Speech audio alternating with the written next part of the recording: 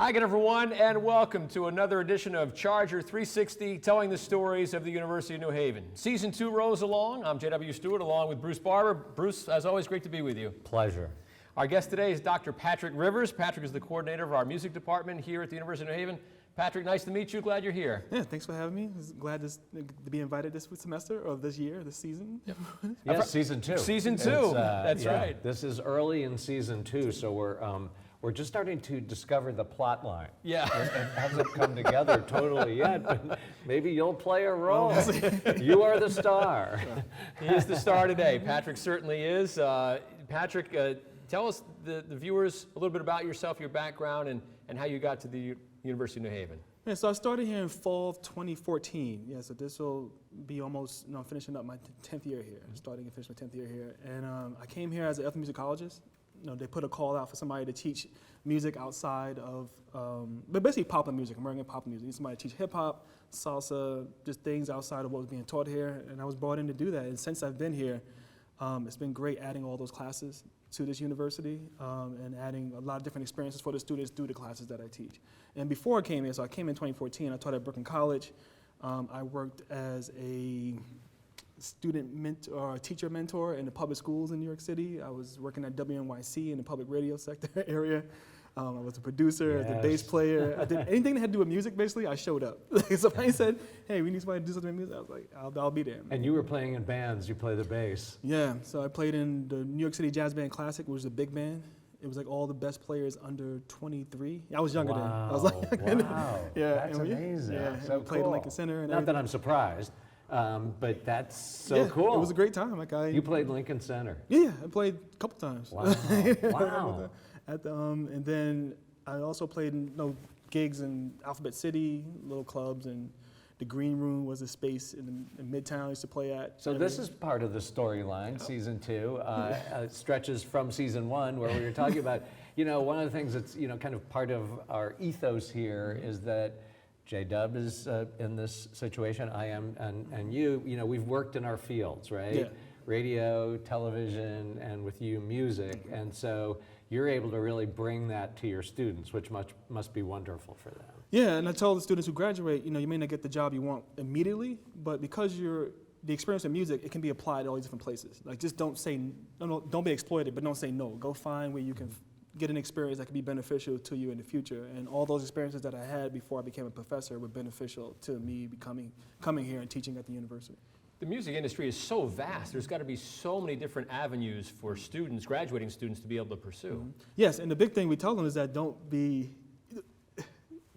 don't have this box of expectation of what you should or what you want to do. You may get there. Like, the thing about the arts and the music industry in general is that most people, what you want to be is a veteran. You want to start young and just keep hanging around, meet people, network, find the places where you think you belong.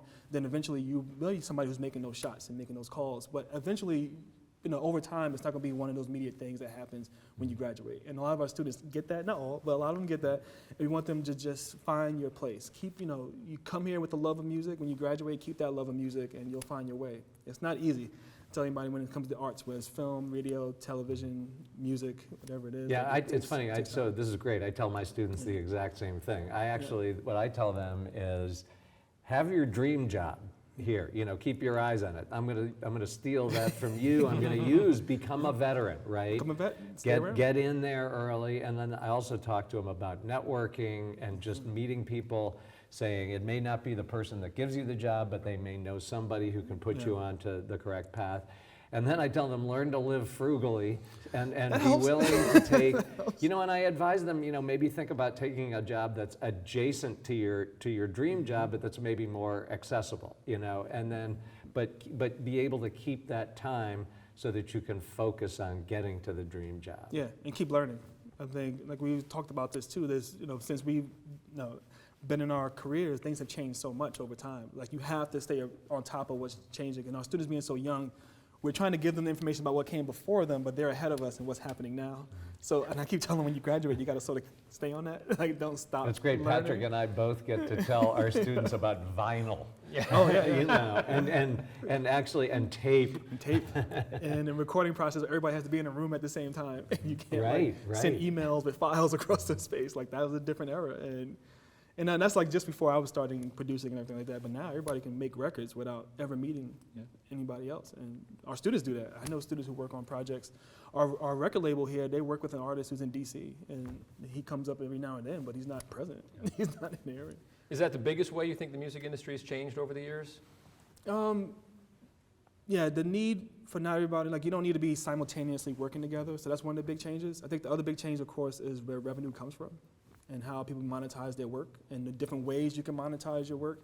Where, the idea of being signed to a label is great. It's great exposure. It's great having that sort of financial powerhouse behind you. But there's so much you can do individually through different internet services and ways of getting your music out, getting it marketed, getting it in people's faces, where even if you don't have 1 million people who are buying your product or streaming your work, you may have a group of like 2,000 who actually really support you, who legit will buy what you put out. They will buy your merch. They will show up at your show and give you money. And again, going back to the veteran idea, you can become a veteran off of an independent career. Now, I always tell students, you should always reach for to be the greatest, to make the greatest work and get your stuff seen by as many people as possible. But you can also live a great career just by having a group of dedicated fans who are going to support you. And so the music industry is different. That's the same thing, again, now in media and broadcasting, it's now, so we have a radio station here, WNHU, but also we have a lot of students that are interested in making podcasts because it's exactly what you're talking about. What I get excited about is the fact that the process of creation has become democratized. So anybody can take off-the-shelf software, Audacity, free for Mac and PC, make music, make a podcast, distribute it through social media channels. And then the other thing you said resonates with me because the other part of it is, back in my day, here's the OK Boomer moment of season 2. But that didn't take long. No, really. Episode 2, season 2, we're in. Okay, boomer. That it used to be, when you say the word broadcasting, you were judged by having a huge audience. It was tonnage.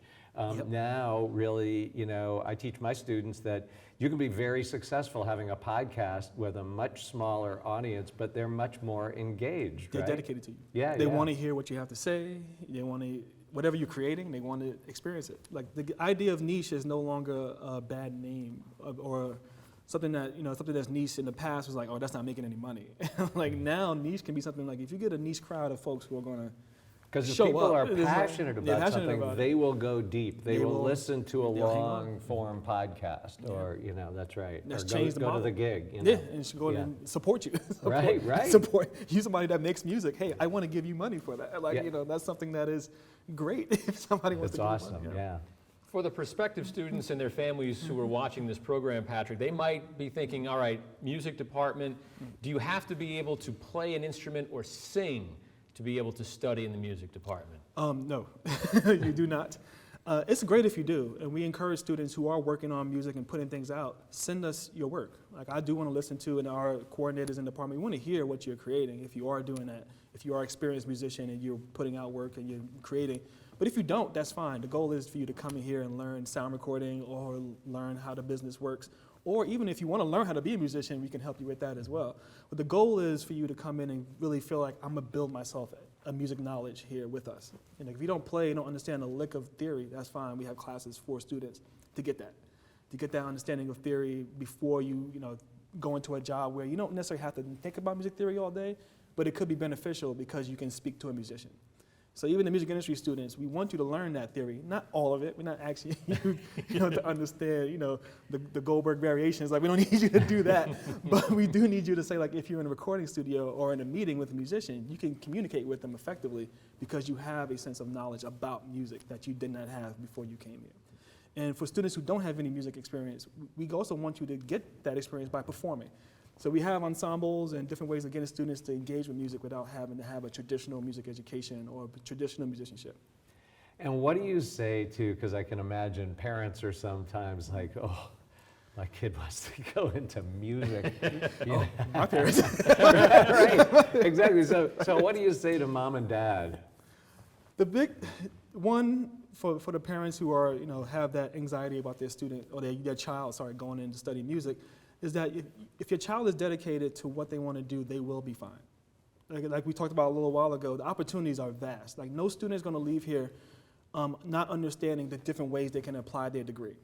And now again, at a certain point, it's up to us to keep inspiring them and giving them knowledge, and then it's up to us hopefully propel them out of here. But it's up to the student to say like, I want this, and I want it in this way or this way or this way. And there are so many different ways for students to get access to a valuable, a sort of a worthwhile career, with music being the center of it in some capacity. So that's what I always tell most of the parents is that, it may not be apparent right now. We can show you where our students are, our alumni are, but it's also just like we don't know what students are going to find when they graduate, but it's out there. Just to follow up on that, where are some of the alums that, what are they doing? How far have they gone in the music industry? Like our Nashville students, of course, are doing amazing things out in Nashville, working, touring with Luke Bryan. We have students that work out of studios, like Quad Studios in Manhattan. We have people who worked, we had somebody working at Paradigm. He's actually coming next week for an alumni panel. He's moved from that job, but he's worked for the managing company that manages Ed Sheeran. He was a long time, yeah. And I'm trying to remember some of the other students I can think off the top of my head right now, where they're working. But they're all over the place. They're almost every part of the music industry. We have an alum. In California and down in Texas, some in Atlanta. And talk a little more about the Nashville program, because this is again one of those things where it really creates these transformational experiences for our students. Yeah, so roughly around the third year, students are able to go down to live in Nashville for a semester. Typically in the junior year, again, depends on the student. It could be earlier, it could be a little bit later. But in the junior year, they go down to Nashville, they live. For a semester, they work out of Blackbird Studio, so they get to be in the most premier studio in the country, learning from some of the greatest engineers and producers in the music industry, including Steve Fischel, as well as David Leonard, who works with them. And they get to travel around Nashville and Memphis to get a sense of the music scene out there. But also, again, the on-the-ground experience of being in an internship in Nashville. So while they're taking classes at Blackbird, they are also working at Sony ATV, or they're working at a variety of music studios down there, getting that experience while continuing their education. I had a student that was in that program, and they heard Greta Van Fleet was coming in and out of Blackbird Studios, was trying to coordinate that. Yeah. Or Hall & Oates. Like Hall & Oates showed up at a classroom. They were in a class, and not Oates, Hall did. Daryl Hall showed up. Daryl Hall, yeah, amazing. Yeah. Showed up at the session for Steve Fischel, and they got to talk to him and ask him questions. That never happened. Stuff like that never happened No, when I was in college. No. Nobody showed up. Yeah. But we also have those experiences here on campus. We do get some. I'm not saying we're getting Hall & Oates to show up or grad or anything like that, but we do have student people who come down. Like recently, we had The Breed, who is a Grammy-nominated, multi-platinum producing group based out of New Haven. They've come and hung out with our students and talked and given talks on campus. Awesome. So we try to make sure we do that in Nashville, and also we bring that here to the campus. Got about 2 minutes left here, Patrick. I wanted to ask a little bit more about what goes on here in the West Haven campus. What are some of the cool classes that students can take? What are you teaching them? How fun and interactive are these classes? Well, we try to make sure that, again, the university is really great at encouraging us to make sure that we're giving experiences to our students that are not just about lectures. So a lot of our classes in the music department will do that. So I teach hip-hop technology and production every spring, in which students, they learn how to make beats, but they also learn how to build a portfolio that they can hopefully sell to somebody or get a placement or somewhat. Then we have a beat showcase that goes with that. So students are making beats all semester, and then they also are working on a showcase in which they can display it. We have our artist management class in the music industry program, where the students have to find an artist and they have to manage them, get them gigs, get them set up for recording sessions, and every student every semester that does that, they have to start from scratch and build it up a new artist in that class. In sound recording, we have our Advanced 1 and Advanced 2 classes, where students are in either our analog studio working on analog equipment, or they're in our digital studio working with the state-of-the-art digital equipment, learning in a recording space that is a professionally designed recording space, where they are learning how to work on a board, how to get clients, the etiquette of being in a recording space. So those are typical classes we run. And then for ensembles, I run our Groove Haven ensemble every spring. And Groove Haven is R&B review. So it's a class of roughly 25 students. The students are never on stage at the same time all together. It's like we have a show for like an hour and a half, different groups come in and out, and we base it on R&B, but we pull different themes every semester. So last semester for Hip Hop 50, we did a show where we did R&B through the lens of hip hop. And it's just like, how does R&B fit with hip hop and the different ways we can perform it. Next semester, for those who are gonna be coming and be a part of our our class and be a part of our university, we're doing the Beatles. Next year is the 60th anniversary of the Beatles arriving in New York City. So we're going to show the lens to which, one, the Beatles love Motown, so we're going to do some Motown the way the Beatles did it, and then we're also going to show in the future, like after the Beatles were done, how R&B artists sort of covered. We're signing up for this class. Why did they have this when I was in college? I mean, we had nothing like Patrick, this. we're auditing the class. We're signing up. We're going to show up. Man. Come on down, we will There be was rocks rehearsing. for jocks and flicks for kicks, but yeah, nothing like this. A class on the Beatles and hip hop. I mean, it Wow. doesn't get any better than Sign that. me up, yeah. Absolutely. History All of rock is another History of rock, popular class here. jazz history Yep. we teach. Yep. Any type of popular music that our students may work in the industry, we want to make sure they have that knowledge before they leave. Dr. Patrick Rivers, the coordinator of the music department here at the University of New Haven. Patrick, nice to meet you. Thanks for being Nice to here meet on you as Charger well. 360. It's a pleasure being here, and hope that at some point in the future season, once you have the Yes. Oh, once you okay. have the format down. I think there's a theme developed. I'm not exactly sure what it is, but I'll ponder. We'll see how season 2 goes, and maybe we bring him back for season 3. But so far, we're off to a good start here. That's right. For Patrick, for Bruce Barber, I'm J.W. Stewart. Thanks for watching Charger 360, telling the stories of the University of New Haven. We'll see you next time.